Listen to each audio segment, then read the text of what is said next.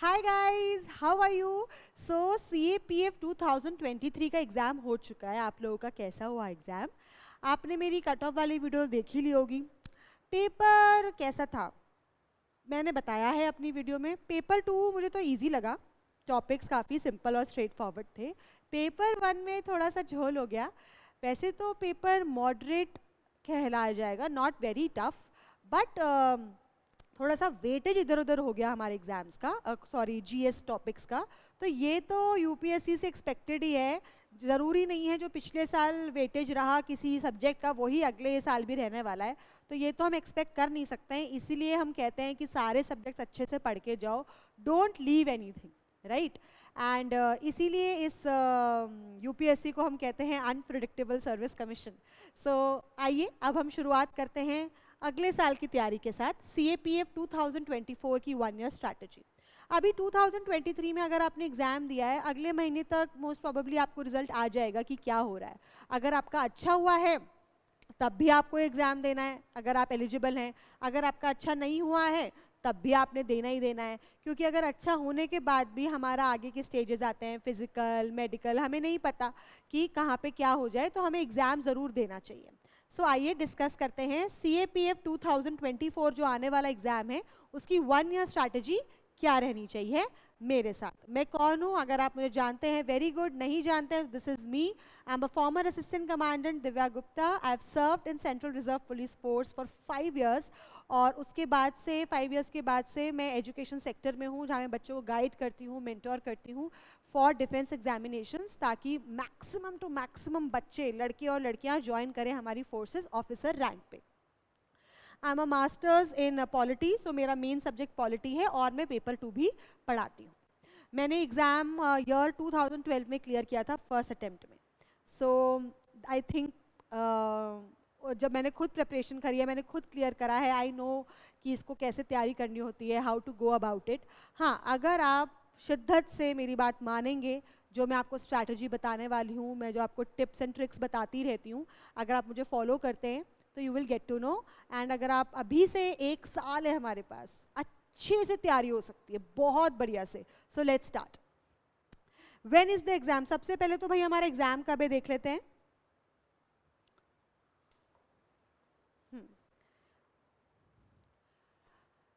ये मैंने UPSC के उससे लिया हुआ है, central armed police forces examination 2024। ये फिक्स है, इसका अप्रैल में आता है नोटिफिकेशन, मई तक रहता है, और 4 अगस्त को हमारा एग्जाम है, संडे को। इसका मतलब अगस्त का महीना तो हमें नहीं मिला, तो हमारे पास टाइम है till July, enough time to prepare.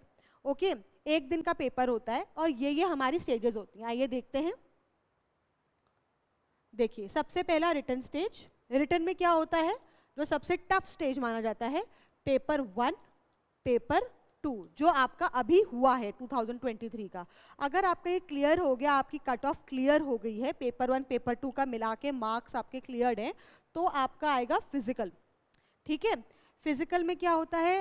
100 metre race, 800 metre race, high jump और शॉर्ट पुट। शॉर्ट पुट सिर्फ बॉयज़ के लिए होता है, गर्ल्स के लिए नहीं होता है। तो गर्ल्स के लिए 3 इवेंट होते हैं, बॉयज़ के लिए 4 इवेंट होते हैं। अगर आपको लग रहा है आपने रिटर्न में अच्छा स्कोर कर रहे हो, तो आप फिजिकल की तैयारी थोड़ी थोड़ी शुरू कर सकते हो। बहुत ज़्यादा टेंशन लेने की ज़रूरत नहीं है, हल्का हल्का आप रनिंग, जॉगिंग, बेसिक फिटनेस आप मेंटेन करना शुरू कर दीजिए, क्योंकि जनरली बच्चे पढ़ाई करते हुए नहीं कर पाते हैं, तो ये हो जाएगा। और धीरे धीरे अपनी इंटेंसिटी बढ़ाइए फिजिकल वर्कआउट की।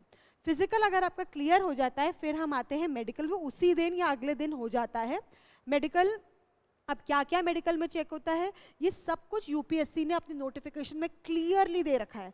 तो UPSC की वेबसाइट पे जो नोटिफिकेशन है आप पढ़ सकते हो जाके 2023 का, क्योंकि 24 में भी सेम ही आने वाला है कि ये कैटेगरीज हमें चाहिए।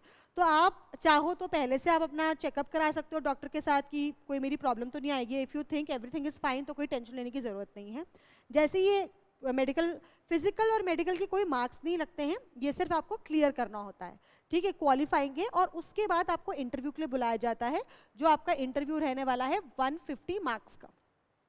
ठीक है, और ये जो पेपर 1 पेपर 2 मैं दिखाऊंगी आपको, ये 600 मार्क्स का टोटल, सॉरी 450 का होता है, और 450 प्लस 150 मिला के 600 हो जाता है।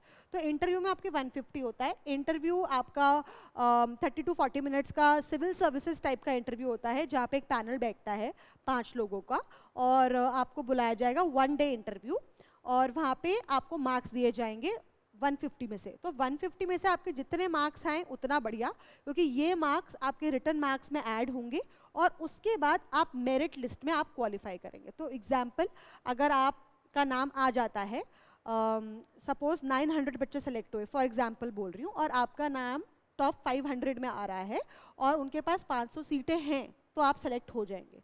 अगर उनके पास उतनी सीटें नहीं हैं तो आप सेलेक्ट नहीं होंगे। सीटें कितनी हैं वो हमें पता है, यूपीएससी ऑलरेडी जब अप्रैल में नोटिफिकेशन निकालती है तो वो आपको सीटें भी बताती हैं। So that is why we say आपको हाई स्कोर करना है। रिटर्न आपके हाथ में है, इंटरव्यू पूरा आपके हाथ में नहीं है। इंटरव्यूअर को आप पसंद आए नहीं पसंद आए उस दिन कैसा रहता है, तो जितना हो सकता है हमें रिटर्न में स्कोर करना है। इसलिए हम 1 ईयर स्ट्रैटेजी ला रहे हैं कि यार 1 ईयर में अच्छे से आप प्रिपेयर कर सकते हो। आइए देखते हैं। पेपर 1 जो मैंने आपको बताया ऑब्जेक्टिव टाइप होता है, जिसमें 125 क्वेश्चंस होंगे, 2 मार्क्स ईच, और 2 घंटे का पेपर होता है। इसमें नेगेटिव मार्किंग भी होती है, तो ध्यान से, एमसीक्यू टाइप। उसके बाद उसी दिन सेम डे आपका पेपर 2 होगा, जो डिस्क्रिप्टिव टाइप पेपर है, जिससे बच्चे बहुत डरते हैं। ठीक है, तो ऐसे क्वेश्चंस होंगे 80 मार्क के। ऐसे जो है वो आप इंग्लिश और हिंदी दोनों में लिख सकते हो। और बाकी का जो पोर्शन है कॉम्प्रिहेंशन, मतलब reading comprehension RC, प्रेसी writing, argument writing, report writing और थोड़ा बहुत इंग्लिश ग्रामर, ये सारा पोर्शन आपको प्योर इंग्लिश में करना है। यहाँ पे ऐसे में आपको हिंदी और इंग्लिश दोनों का ऑप्शन मिलता है। तो आप जिस लैंग्वेज में कंफर्टेबल हैं आप उसमें लिखिए, लेकिन यहाँ पे तो आपको इंग्लिश आनी ही चाहिए। अगर आपकी इंग्लिश वीक है, राइटिंग इंग्लिश, ग्रामर वीक है, तो अपने ग्रामर पे आपको काम करना शुरू करना चाहिए। आराम से हो जाएगा, कोई बड़ी बात नहीं है। तो अगर आपका ये पेपर का मार्क्स ले ले तो ये 120 प्लस 80 मतलब 200, तो 250 मार्क्स प्लस 200 मिला के क्या हो गया 450, जो मैंने आपको बताया। ये 2 घंटे का पेपर, ये 3 घंटे का पेपर, 5 घंटे का पेपर। उसके बाद इंटरव्यू 150 मार्क्स, तो हो गया टोटल हमारा पेपर 1, पेपर 2, इंटरव्यू मिला के 600। तो 600 में से जो टोटल होता है उसमें आपके कितने आते हैं और उसके अकॉर्डिंग कट ऑफ हर साल यूपीएससी डिसाइड करता है। ठीक है, हर साल वेरिएशन रहती है अकॉर्डिंग टू पेपर कितना इजी रहा, कितनी वैकेंसीज है, कितने लोगों ने अप्लाई किया, उसके अकॉर्डिंग आपकी जो कट ऑफ है वो चेंज होती रहती है। ऑलराइट, अब हम आ रहे हैं, मैं आपको एक बेसिक एलिजिबिलिटी क्राइटेरिया बता रही हूँ, ताकि जो बच्चे अगले साल के लिए पहली बार प्रिपेयर कर रहे हो उनको पता हो, ऐसा ना हो वो एलिजिबल ही नहीं और बेचारे प्रिपेयर करते रहे। सो फॉर मेन हमें मिनिमम हाइट चाहिए 165 सेंटीमीटर, दिस इज मिनिमम। कोई रिलैक्सेशन नहीं है हाइट में, ऑफिसर लेवल पे किसी भी एरिया से आप बिलोंग करते हैं। चेस्ट अनएक्सपैंडेड 81 और 5 सेंटीमीटर एक्सपेंशन आपका होना चाहिए, this is not applicable for girls. Weight 50 kilo, अब ये क्या है, ये 50 किलो बेसिकली हाइट के अकॉर्डिंग है। ऐसा नहीं है कि अगर आपका 65 होगा तो अरे कैसे होगा, अगर आपकी हाइट ज़्यादा है तो वेट भी ज़्यादा होगा ऑब्वियसली। सिमिलरली फॉर विमेन 157, तो हाइट औरतों गर्ल्स के लिए 165 से कम है 157, और ये हाइट के अकॉर्डिंग ही वेट दिया हुआ है। The weight should be as per the height. तो अगेन आपको अगर ये चेक करना है तो यूपीएससी ने अपनी नोटिफिकेशन में लास्ट में एक कॉलम दिया हुआ है बीएमआई इंडेक्स का, मतलब कितनी हाइट पे फॉर मेल फीमेल बोथ कितना वेट होना चाहिए, तो आप वहाँ से भी चेक कर सकते हो। Weight is not a very big deal, आराम से घटाया जा सकता है, बढ़ाया जा सकता है। अभी 1 साल है, सबसे पहले तो पढ़ाई पे फोकस करो। ठीक है, ये बेसिक्स हो गए। टैटू मैं आपको थोड़ा थोड़ा बता रही हूँ। ठीक है, टैटू, अगर आपकी बॉडी में कहीं टैटू है, लंबा चौड़ा आपने कूल से टैटू बनाया हुआ है, जनरली अलाउड नहीं है, उसकी कुछ कंडीशंस है। हम लोग सेक्युलर टैटूज अलाउ करते हैं, the religious sentiments of some communities, जहाँ पे उनके टैटू बनता है या कोई आपने भगवान का टैटू ऐसा कुछ बनाया, हम उसको अलाउ करते हैं। ठीक है, लेकिन आपके सल्यूटिंग हैंड पे नहीं हो सकता। तो ये आपका सल्यूटिंग हैंड है, तो ये जो दिख रहा है सारा पोर्शन, यहाँ पे आपका टैटू बिल्कुल नहीं हो सकता, बिकॉज ये सल्यूट करना है। दूसरे हाथ पे या कहीं पे भी टैटू है वो हम अलाउ करेंगे, लेकिन डिपेंडिंग वो क्या बनवा रखा है। ठीक है, उसमें भी tattoos marked on traditional sides of body like inner aspect of forearm, but only left में अलाउड है।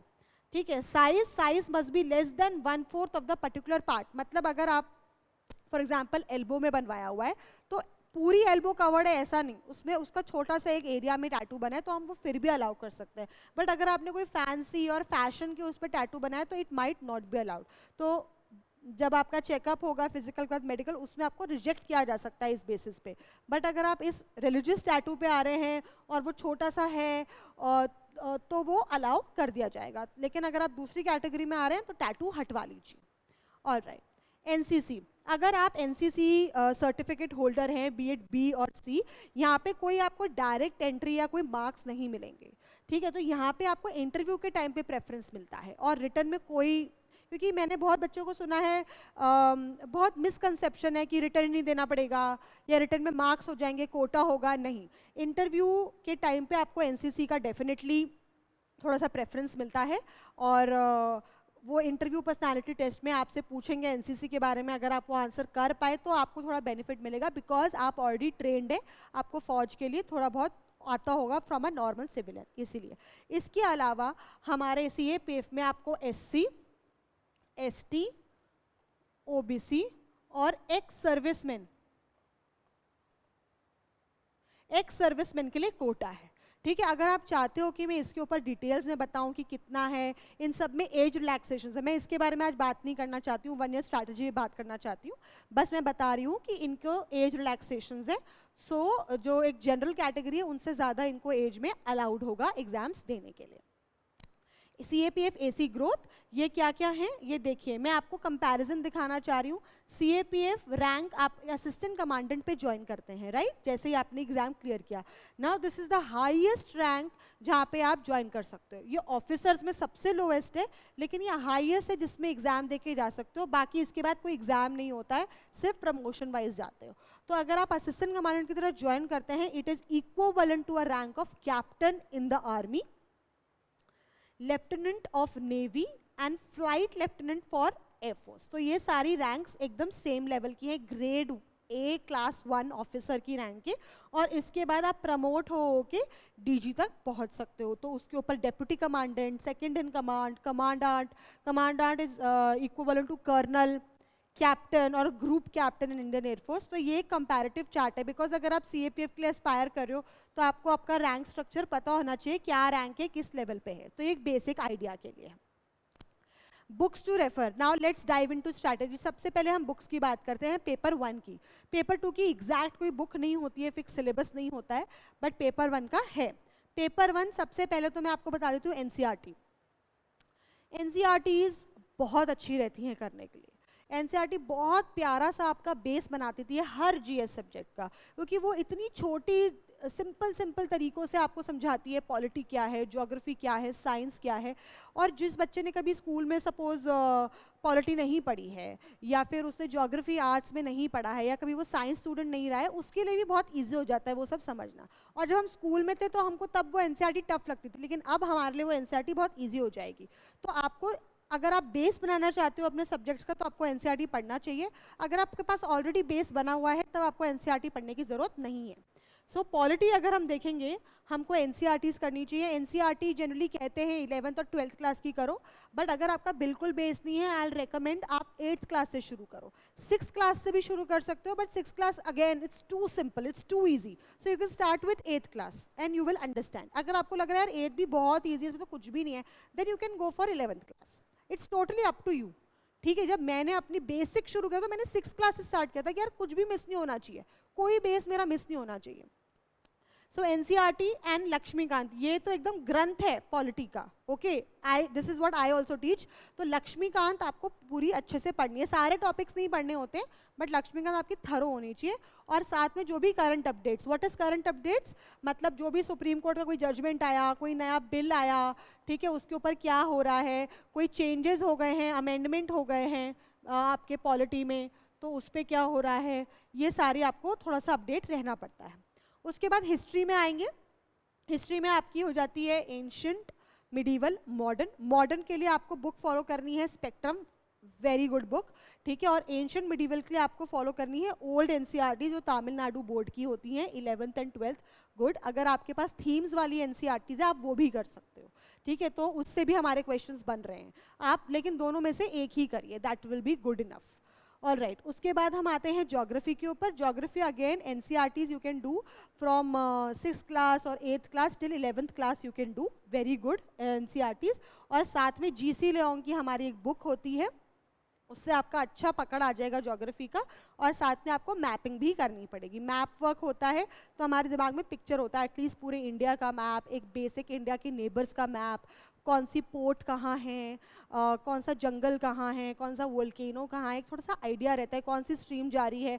और करंट अफेयर्स में अगर कुछ आता है, गल्फ ऑफ मन्नार आया या ये स्विस कनाल आया, तो आपको एक आइडिया होना चाहिए है कहाँ मैप में. उससे हमको बहुत हेल्प मिलती है. तो बेसिक मैपिंग आपको करनी पड़ेगी एटलीस्ट.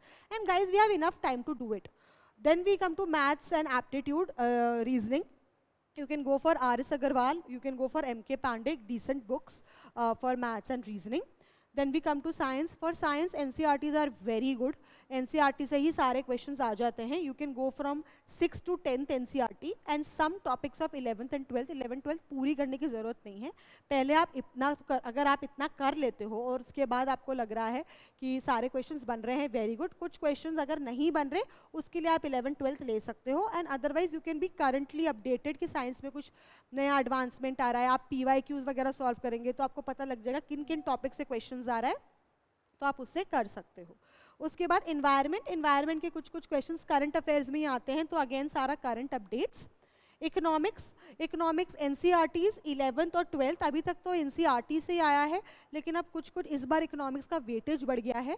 ठीक है, तो आप साथ में 11th 12th एनसीईआरटी तो आपको अच्छे से करना ही है. And you have to be updated with latest budget and news what is going on in economics. Okay. उसके बाद करंट अफेयर्स.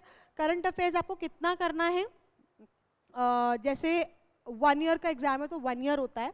अगर आप 1 ईयर नहीं कर पाते हो तो कम से कम आपको 9 मंथ्स का तो करना ही करना है. 9 months to 1 year current affairs आपको करना ही पड़ेगा.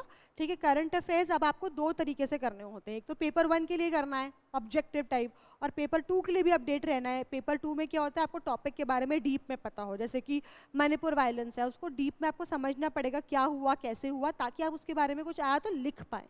राइट. तो 2 टाइप के करंट अफेयर्स हुए. तो अगर हम पेपर 1 की बात करते हैं, पेपर 1 में आपको फैक्ट्स पता होने चाहिए. फैक्ट्स के लिए there are many magazines available in the market, जिसमें general current affairs, defence current affairs दोनों हैं. तो आप अगर आप न्यूज़पेपर नहीं पढ़ रहे हैं तो आप किसी मैगजीन से करंट अफेयर्स उठा सकते हैं. कोई क्वार्टरलीज या ईयरली मैगजीन्स आती हैं, मंथली मैगजीन्स आती हैं, आप उनसे करंट अफेयर्स उठा सकते हैं और देख सकते हैं.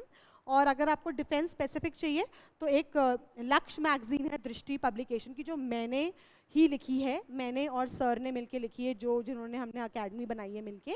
तो हमारी लिखी हुई आप इसको भी चेकआउट कर सकते हो. इसमें डिफेंस के करंट अफेयर्स भी हैं, जनरल करंट अफेयर्स भी, और बहुत सारे डिफेंस रिलेटेड इन्फॉर्मेशन है for exams. So I am telling you this will be of very good use to you. But this is a quarterly, तो हर 3 महीने में आती है. अभी एक एडिशन आ चुका है जुलाई अगस्त सितंबर का. अभी अगला एडिशन हमारा अक्टूबर में आएगा. तो this will be very beneficial for you in the exam also, and it's very reasonably priced. 150 rupees उस पर भी आपको 10% ऑफ मिल जाता है. तो you can go through this, find this also on Amazon और फ्लिपकार्ट. तो this is good for a current affairs. और इसमें हमने बहुत स्पेसिफिक डाले हैं, क्योंकि जो बाकी मैगजीन है दृष्टि, विजन वगैरह, उसमें सारा सिविल सर्विसेज लेवल का होता है, तो वो थोड़ा ज़्यादा हो जाता है.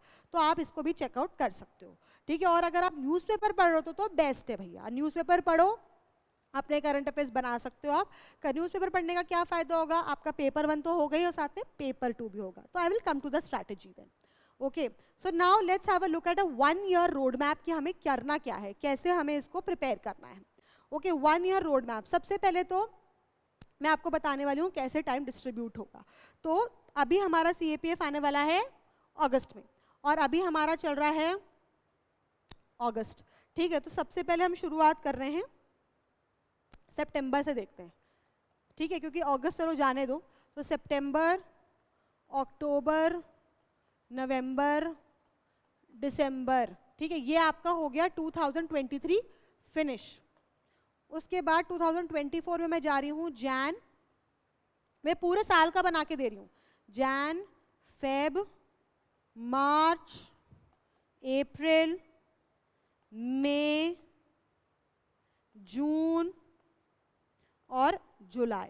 मैं पूरा आपको लिख के, थोड़ा छोटा हो गया, यहाँ पे लिख देती हूँ जुलाई. ठीक है. ये मैं आपको लिख के दे रही हूँ. अब मेरा क्या टारगेट रहता है कि जब बच्चा पढ़ाई शुरू कर रहा है सबसे पहले वो पेपर 1 करें, क्योंकि पेपर 1 करंट अफेयर्स नॉलेज मिलाकर आपका बेस बनता है पेपर 2। अब बच्चा क्या करता है, वो पहले ही डर जाता है पेपर 2, ओ भाई इतना लिखना पड़ेगा। यार पहले नॉलेज बढ़ाओ तो लिखने में कोई टेंशन नहीं है, ठीक है। तो पेपर 1 की सबसे पहले, और पेपर 1 बहुत वास्ट है, उसमें सबसे इंपॉर्टेंट क्या है, जीएस, है ना। तो आपके पास हमें टारगेट अगर बनाए, guys you have to make targets. अगर आप सोचो अभी 1 साल बचा है, ये कर लेंगे वो कर लेंगे, सॉरी, फिर जब लास्ट में आप आओगे मैम 1 महीना बचा है, मैम 2 महीना बचा है, स्ट्रैटेजी बताओ, not good. So let's have a strategy of 2023, जितना हमारा साल बचा है, ठीक है, इसको इजी है टारगेट करना कि भैया हमारे पास 4 महीने हैं, 4 महीने मेजर चंक खत्म करते हैं। तो लेट्स फोकस ऑन जीएस, मोटा मोटा सब्जेक्ट उठा लो, जैसे कि हिस्ट्री, साइंस, पॉलिटी, कोई भी आप इनमें से 3, ये मोटे मोटे बड़े बड़े सब्जेक्ट है ना, आप इन चारों में से कोई 3 उठा लो कि यार मैं ये कर लेता हूँ। हिस्ट्री, साइंस, पॉलिटी उठा ली, या साइंस, पॉलिटी, ज्योग्राफी उठा ली।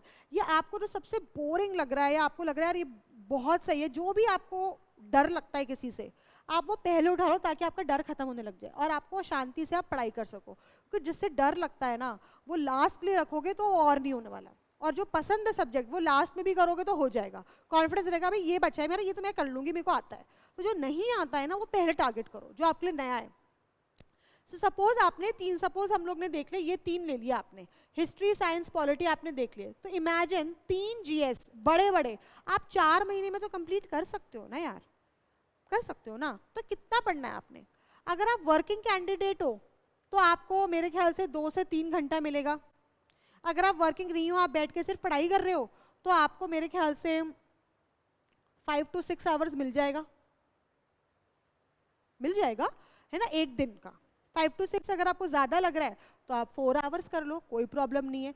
उतना ही आवर करना जितना आप रोज़ दे सको, ठीक है। और कोई बात नहीं, सपोज आपने बोला 5 घंटे रोज़ पढ़ूंगा, फॉर एग्जाम्पल आज घर में मेहमान आ गए, आज नहीं हुआ, कल राखी आ गई, मैं भाई के घर चली गई, नहीं हुआ, कोई बात नहीं, डोंट क्राई, अगले दिन से वापस 5 आवर्स से शुरू कर दो, ठीक है। अभी हमारे पास टाइम है, हो जाएगा। तो लेकिन अपना डेडिकेटेड बनाओ। जो वर्किंग है, अगर आपके पास 2-3 घंटे हैं सिर्फ, आपके पास वीकेंड में टाइम होगा, वीकेंड पे ज़्यादा दे दो, ठीक है। जो नॉन वर्किंग है, जिस दिन नहीं हुआ आप अगेन, नहीं आज राखी हो गई नहीं हुआ, संडे को खींच दो जिस दिन कुछ नहीं है। इस तरह आप बैलेंस करो। और मैं आपको ये भी सजेशन दूंगी, ऐसा मत करना कि 5 घंटे भैया सुबह से शुरू हो गए, 10 बजे से बैठे ही हुए हैं, 5 घंटे 6 घंटे लगातार बैठे हैं, बोलेंगे हाय हाय हमसे पढ़ाई नहीं हो रही, बड़ा हैवी है। नो नो नो, इसको हम डिवाइड करेंगे, मैं आपको बताऊंगी कैसे डिवाइड करेंगे, ठीक है। पहले सब्जेक्ट्स कर लेते हैं। तो आपने 3 मेजर जीएस के सब्जेक्ट्स कर लिए 4 महीने में। तो हमारा ये टारगेट कि 2023 के साल में 4 मोटे मोटे सब्जेक्ट मैंने खत्म कर देने हैं। तो आपके ना दिमाग में एक शांति होगी, हाँ यार मैंने मोटा मोटा खत्म कर दिया, राइट। और साथ में आप इंडियन एक्सप्रेस न्यूज़पेपर को पढ़ने लग जाएंगे। इंडियन एक्सप्रेस न्यूज़पेपर, पहले मैं हिंदू बोलती थी, अब मैं इंडियन एक्सप्रेस न्यूज़पेपर पढ़ने को बोलती हूँ, क्योंकि हिंदू से ज़्यादा इजी लैंग्वेज है, अंग्रेज़ी भाषा, ठीक है, और ज़्यादा समझ आता है। हाँ, और हिंदू से ज़्यादा अच्छा एडिटोरियल्स मुझे इंडियन एक्सप्रेस में मिलते हैं कभी कभी। So I will recommend Indian Express. लेकिन अगर आप हिंदू पढ़ते हो, आपको समझ आ रहा है, कोई प्रॉब्लम नहीं है, तो very good. Times of India इसके लिए नहीं है, हिंदुस्तान टाइम्स इसके लिए नहीं है। अगर आप हिंदी के कोई भी न्यूज़पेपर पढ़ रहे हैं, I will again recommend English, because आपको अपनी इंग्लिश इंप्रूव करनी है, ठीक है। ये एक बहुत अच्छा तरीका है अंग्रेजी इंप्रूव करने का। या तो आप, अगर आप हिंदी का पेपर ही पढ़ना चाहते हो कि भैया ऐसे के लिए आपको हिंदी के पॉइंट्स अच्छे समझ आते हैं, तो फिर आप अलग से अपनी इंग्लिश ग्रामर पे काम करिए। इंग्लिश ग्रामर के लिए आप 1 घंटा दीजिए, ताकि आप इंग्लिश ग्रामर सही करेंगे तो आप पेपर 2 में लिख पाएंगे, रिपोर्ट, आर्ग्यूमेंट वगैरह।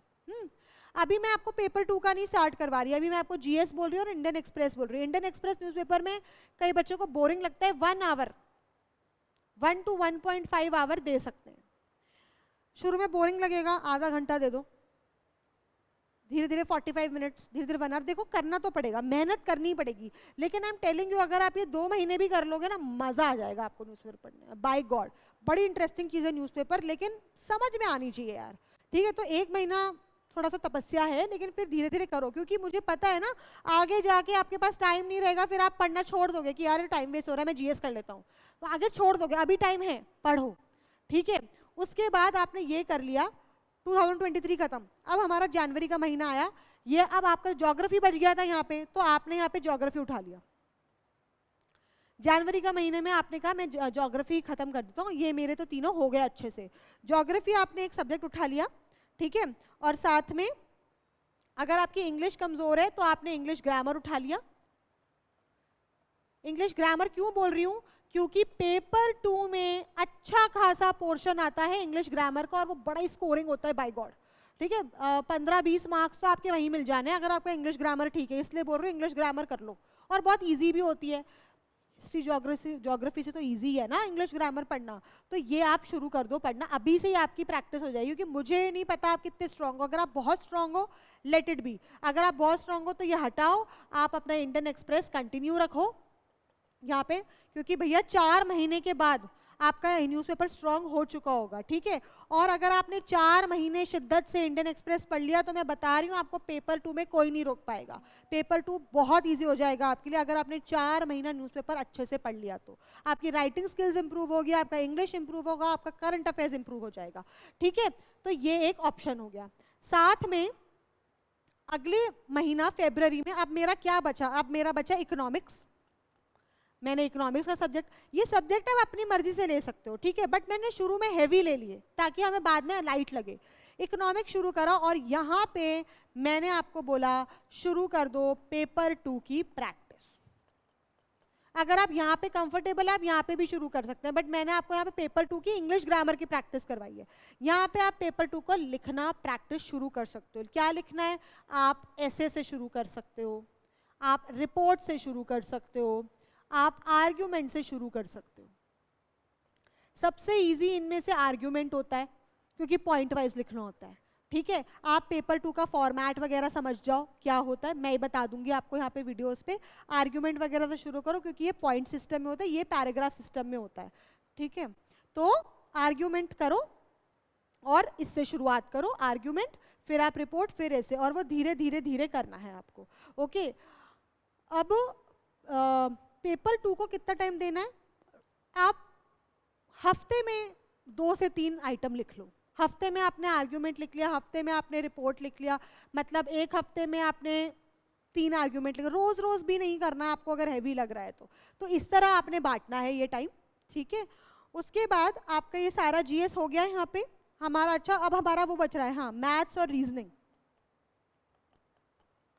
मैथ्स और रीजनिंग बच रहा है, ये हमने कर लिया, और साथ में हमारा पेपर 2 का प्रैक्टिस, और आप और ज़्यादा टाइम इंक्रीज कर सकते हो। इसके टाइम आपने इंक्रीज कर लिया इसके अंदर। फिर आप देखिए मार्च में, जब अप्रैल में नोटिफिकेशन आएगा तब तक आपका सारा सिलेबस डन, आप बिल्कुल टेंशन फ्री, और अप्रैल से हम शुरू कर देंगे रिवीजन प्रैक्टिस। और पेपर 2 की हमारी जोरों शोरों से प्रैक्टिस चल रही है, इसका टाइम इंक्रीज हो जाएगा 3 to 4 आवर्स एवरी डे, ठीक है, क्योंकि पेपर 2 में भी स्कोर करना है। पेपर 1 का तो हो गया हमारा, पेपर 2 में हमारा टाइम बढ़ाते रहेंगे। अगर आपका ये ऑलरेडी 3-4 आप यहाँ दे रहे हो, और बढ़ा दो, ठीक है, इट डिपेंड्स ऑन यू, ये आपको सारा बैलेंसिंग करना है। हाँ, यहाँ पे ये आवर्स नहीं, इसमें आवर्स आपके और बढ़ जाएंगे, जो यहाँ पे 2, 3 या 5, 6 है, यहाँ पे कम से कम 8 घंटा तो आपको पढ़ना ही पड़ेगा, ठीक है, इतना टाइम देना पड़ेगा। अप्रैल में नोटिफिकेशन आ गया, आपने भर दिया सारा, आपको सब एकदम सही सही डॉक्यूमेंट्स वगैरह सब कुछ भर देना, रिविजन प्रैक्टिस शुरू है। और अप्रैल के बाद मई, जून, जुलाई, अगस्त में पेपर है, 3 महीने का भाई कितना रिविजन करेगा आदमी, रिविजन रिविजन रिविजन। बीच में आपके दूसरे एग्जाम्स भी आ रहे होंगे अगर आप दे रहे हैं, जैसे कि AFCAT हो गया, CDS दे रहे हो, EPFO दे रहे हो, SSC दे रहे हो, कुछ भी दे रहे हो, तो बीच में क्या होता है, उन एग्जाम्स में भी, उस एग्जाम्स के बीच में डिस्टर्बेंस हो जाता है कि हम उसके पैटर्न से पढ़ने लग जाते हैं, राइट। तो वो भी आपको बहुत ब्रीदिंग स्पेस मिलेगा कि मेरा कोई एग्जाम आ गया तो बीच में मैंने इसका रोक के उस एग्जाम के हिसाब से प्रैक्टिस कर लिया और getting back to it. So you have all this time for revision and PYQ practice, previous year questions and mocks, और अब आप फुल मार्क्स लगा सकते हो। पेपर 1 और पेपर 2 के फुल मार्क्स लगाओ, ठीक है, और अच्छे से प्रैक्टिस करो। Guys I am telling you, बहुत टाइम है। अगर आप वर्किंग कैंडिडेट हो, आप आराम से मैनेज कर सकते हो इवन विथ लेस आवर्स, क्योंकि ऑफ कोर्स आपके पास कम घंटे। और जो बच्चा घर में बैठ के पढ़ रहा है, या man, I think you can see it. So yes, this is how we go. आप स्क्रीनशॉट ले सकते हो इसका, या आप बाद में वीडियो स्टॉप करके भी देख सकते हो, ठीक है। How to divide time in day, as I told you कि अगर आप 3 घंटे दे रहे हैं, आप 6 घंटे दे रहे हैं, जो भी आप दे रहे हैं, आप डिवाइड करिए। मतलब 6 आवर्स को आपने 2 में डिवाइड करा। Don't make it heavy man. 2 hours, 2 घंटे हिस्ट्री पढ़ूंगा, उसके बाद ब्रेक लूंगा आधे घंटे का, ठीक है, ले लिया। फिर 2 घंटे, यार अब मैं एशियंट ये वाला चैप्टर खत्म कर दूंगा 2 घंटे में, एकदम डेडिकेटेड, ना फोन ना टीवी ना कोई डिस्टर्बेंस। 2 घंटे उठे, उसके बाद चल अब यार मैं 15 मिनट अपनी रील्स देखूंगा, 15 मिनट एक दोस्त से फोन पे बात करूंगा, फाइन, नो प्रॉब्लम। फिर 2 घंटे बैठो। मतलब अपनी लाइफ नहीं बर्बाद करनी है, राइट। सोशल लाइफ भी रखो, घर में भी रहो, सब कुछ करो, रीडिंग करो, सब कुछ करो, लेकिन डिवाइड करके। तो इससे क्या होगा, ये 2 घंटे डेडिकेटेड हो गए। जो बंदा डायरेक्ट 6 घंटा बैठ रहा है, मैं गारंटी ले सकती हूँ वो 6 घंटा तो पढ़ ही नहीं रहा होगा। उसमें से कुछ टाइम तो वेट हो रहा होगा, बीच में कोई नोटिफिकेशन आ गया, बच्चे का फ़ोन आ गया, फ्रेंड का, दोस्त का फ़ोन है, किसी भाई का फ़ोन है, गप्पे लगा रहे हैं, पता नहीं कहाँ चला गया शेड्यूल। तो you have to be very strict. घर वालों को बोलो, भाई इस टाइम पे मैं पढ़ रहा हूँ, no disturbance. This is how you manage your time and divide your time in a day, ताकि एफिशिएंसी निकले और आप बाकी चीज़ें भी कर सकते हो। और अगर कोई दूसरा एग्जाम दे रहे हो, उसकी भी तैयारी चलती रहेगी, ठीक है। So this is how we do it, basic 1 year strategy. If you have to tell me in the comment section आपको किस तरह के चाहिए। मैं आपको पेपर 2 की पूरी अलग से बता सकती हूँ, सारी वीडियोस ला सकती हूँ कि हाउ टू प्रिपेयर पेपर 2, क्या स्ट्रैटेजी रहती है, फॉन्ट्स क्या रहते हैं, फॉर्मेट्स क्या रहते हैं, CAPF में क्या होती है, किस तरह की जॉब होती है, अंदर क्या करने को मिलेगा, क्या पर्क्स हैं, प्रिविलेजेस हैं, मैं सब आपके लिए ला सकती हूँ। But tell me in the comment section what do you want, ठीक है, I will do that. And this is you, ठीक है। शुरुआत आप करते हैं, भाई अब वीडियो देख लिया, पेपर हो गया, मैं पूरा 1 ईयर आराम से पढ़ूंगा, yes I can do it. Intensity बहुत ज़्यादा होती है, लेकिन इंटेंसिटी आपकी खत्म हो जाती है बड़ी जल्दी। लेकिन अगर आप कंसिस्टेंसी रखेंगे तो आप एंड लाइन तक पहुंचेंगे। तो कंसिस्टेंसी मतलब रेगुलरिटी आपको करनी है। कंसिस्टेंसी का मतलब रोज एक तरह आप कर रहे हो, ये भी है। अगर आप रोज भी नहीं कर पा रहे हो, ये भी कंसिस्टेंसी है, लेकिन आप लगे रहो। देखो लगा हुआ है, ये भी लगा हुआ है। भले एक दिन बहुत थोड़ा सा पढ़ा, मैं सिर्फ 1 घंटे पढ़ी और मैं नहीं पढ़ पाई, मेरा मन नहीं है, कोई बात नहीं। एक दिन में कुछ नहीं पढ़ा, लेकिन मैं कंटिन्यू कर रहा हूं, ये इंपॉर्टेंट है। This is called consistency. सिर्फ इंटेंसिटी और जोश से कुछ नहीं होता, ठीक है। मुझे मोटिवेशन चाहिए, मोटिवेशन कुछ नहीं होती है। Motivation is this only, consistency is what will take you ahead. Okay, so focus on this, and this is for CAPF 2024. What else video you want, please tell me in the comment section. Please like this video so that मैं आपके लिए और इस तरह के sessions लाती रहूं, ठीक है। एक और सेशन में लाऊंगी कि CAPF और CDS साथ में कैसे प्रिपेयर करते हैं, क्योंकि बहुत बच्चे इसकी तैयारी साथ करते हैं, तो हम उसके ऊपर भी बात करने वाले हैं, ठीक है। एंड अगर आप मेरे चैनल पे न्यू हैं तो जल्दी से सब्सक्राइब कर लीजिए और नोटिफिकेशन आइकन क्लिक कर सकते हैं। And I will see you soon, bye bye.